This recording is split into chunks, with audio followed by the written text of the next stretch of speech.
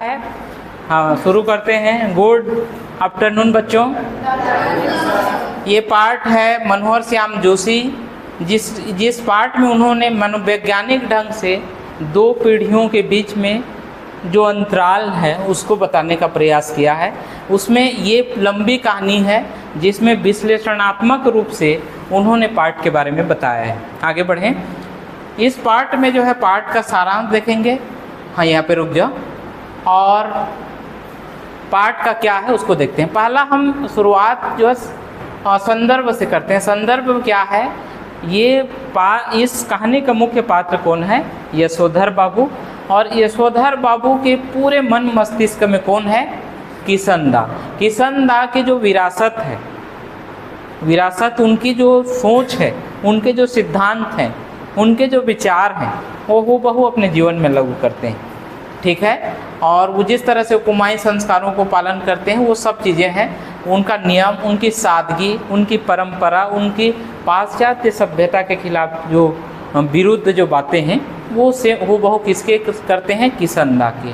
संघर्ष किनके किनके साथ होता है? अपने बच्चों के साथ। किस लिए? भौतिकवाद के लिए, है ना।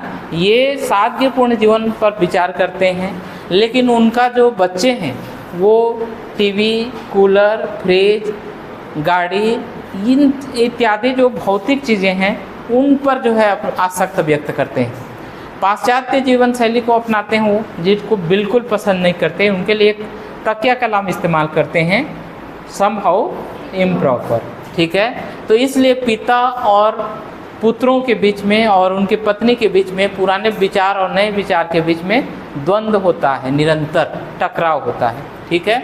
और इस कारण, इन टकराहट के कारण वो अपने आप में अकेला हो जाता है। कौन? यशोधर बाबू। मैं बताया हूँ, जब दफ्तर से 5 बजे निकलते हैं तो घर पहुँचते पहुँचते लगभग 8 साढ़े 8 बजा देते हैं। इसीलिए कि वो घर से भागना चाहते हैं, घर में रहना पसंद नहीं करते हैं, क्योंकि जैसे जाएंगे फिर विचारों का टकराहट होगा। इसलिए जो है अपने आप को अलग रखते हैं। तो ये अपनी हाशिए पे चले जाते हैं, उनका मान है ना। तो ये भी विकास की जो अंधी दौड़ है उससे जो है के बीच में अजनबी और अकेला हो जाते हैं वो। ठीक है। आगे बढ़ते हैं। आगे हाँ, और आगे। हाँ, ये हमारा जो है यशोधर बाबू कहानी का मुख्य पात्र है। इसके पूरे मन मस्तिष्क पे कौन छाए हुए हैं? किशनदा। पूरे उन्हीं के विचारों, उन्हीं के सब चीज़ों को जो है वो लागू करते हैं। उनकी आदर्श, उनके नियम, वो सब उनको मानस पिता के समान और वो इनको मानस पुत्र के समान मानते हैं। ठीक है। ये जो है आधुनिकता को, दिखावा को, पाश्चात्य संस्कृति को संदेह के दृष्टि से देखते हैं। और जब ऐसा होता है तो वो अपनी एक शब्द का इस्तेमाल करते हैं, समहाउ इम्प्रॉपर। और चूँकि किशनदा का प्रभाव पड़ा है इसलिए कर्मकांड और परंपरा को ही अपना सब कुछ मानते हैं। और गहरा अकेलापन। बच्चे तरक्की करते हैं, बच्चे पढ़ते हैं, बच्चे सब ठीक कर रहे हैं। एक IAS की तैयारी कर रहा है, एक डॉक्टर बनना चाह रहा है, एक विज्ञापन कंपनी में काम करता है। तरक्की तो बहुत कर लिए हैं, लेकिन उन तरक्की को भी जो है ये से भी इनका वो रहता है, इसलिए अपने आप को अकेला ही महसूस करते हैं। ठीक। आगे। अब यहाँ पे एक मैं चित्र बना के बताया हूँ कि जिस तरह किशनदा का जो सिद्धांत है, जो विचार है, बड़े पेड़ का क्या होता है? जड़ बड़ा होता है, बहुत दूर तक जो है इसका जड़ चला जाता है। वैसे उनके मन मस्तिष्क पे, किनके मन मस्तिष्क पे? यशोधर बाबू के मन मस्तिष्क पे पूरी तरह से किशनदा छाए हुए हैं। और जिस तरह बड़ा पेड़ का जड़ बहुत नीचे गहराई पे चला जाता है, वैसे उनके विचार, उनके जो है सब चीज़ें उन्हीं के अनुसार चला गया है। ठीक है। वो उसके मार्गदर्शक पिता हैं। दिल्ली आने पर वो नौकरी का सहारा देते हैं। कुमाऊँ संस्कार उनका सादगीपूर्ण, ये सारे चीज़ें जो है उनके मन मस्तिष्क में कर चुका है। ठीक है। और ये लास्ट में एक किशनदा के बारे में भी है कि वो जब रिटायर होते हैं, घर जाते हैं, तो घर में वो मरते हैं, उस मरने को कोई नहीं जानता है क्यों मरा। ठीक है। तो इस कारण जो है वो भी संदेह से थोड़ा डर पैदा हो जाता है कि लास्ट में यदि हमारा कोई नहीं रहेगा तो इस तरह से अंत होगा। तो इसलिए उसको डर भी है। किसको? यशोधर बाबू को। आगे बढ़ते हैं। देखो बच्चे, देखो हर चीज़ में जो है बच्चे सही नहीं है। इस पार्ट में भी लेखक मनोहर जोशी ने कहा है। जैसे यहाँ पे अहंकारी हैं, जैसे अच्छा वेतन, अच्छा चीज़ें आ जाने से बच्चों में जो बड़ा बच्चा भूषण है वो अहंकारी हो गया है, घमंडी हो गया है, और पिता का जो है हमेशा क्या करता है, अपमान करता है, किसी चीज़ों को पूछता नहीं है। ठीक है, उपभोक्तावाद, अंधाधुन फिजूल खर्ची, है ना, टीवी, फ्रिज, सब चीज़ें जो उनके यहाँ आ गए हैं, यहाँ तक कारपेट बिछा दिए हैं, गैस में खाना बन रहा है, ये सब वो करता है।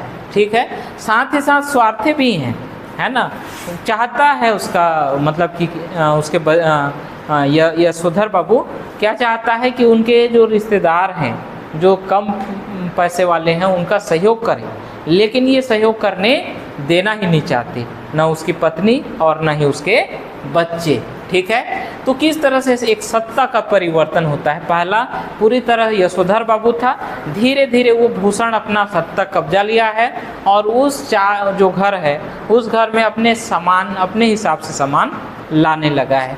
तो ये बच्चों का दिया हुआ है, यशोधर का बताया हुआ है। आगे बढ़ें। ठीक, अब उसकी अतीत की शिकायतें क्या है।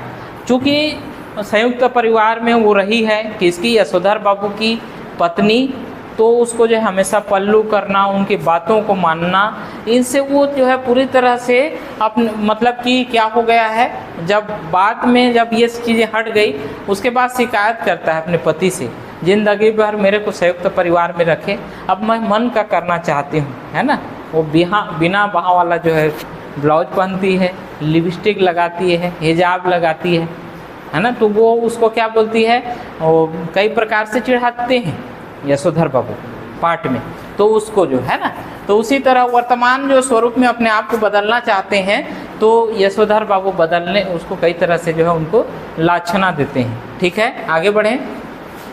ठीक, इसमें यशोधर बाबू का दिया हुआ है उनका जीवन किस तरह से, उनका पहनावा बिल्कुल सादा, धोती कुर्ता पहनते थे, बिल्कुल मितव्ययी, फिजूल खर्च के सख्त खिलाफ थे, परंपरा को निभाते थे, रिश्तेदारों से जुड़ाव थे, उनको सहयोग प्रदान करना चाहते थे और अपने आदर्श के सादगी को पसंद करते थे और उन्हीं का पालन करते थे। लेकिन उसकी पत्नी आधुनिक रंग में रंग चुकी है, बिना बाह वाला ब्लाउज पहनती है, हिजाब लगाती है, बाल कलर करती है ना, लिपस्टिक लगाती है, ये सब बदल चुका है। और ये किनके कारण बदला है, उनके बच्चों के कारण, और बच्चों की जो सुविधा के अनुसार खर्च करने में सहमत करती है, ये सख्त खिलाफ रहती है फिजूल खर्ची में, और ये सहमत होती है।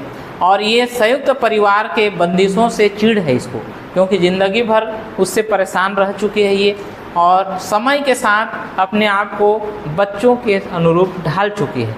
लेकिन ये प्रश्न में भी है कि जो है यशोधर बाबू अपने आप को नहीं ढाल पाते हैं, लेकिन उसकी पत्नी ढल जाती है, ऐसा क्यों।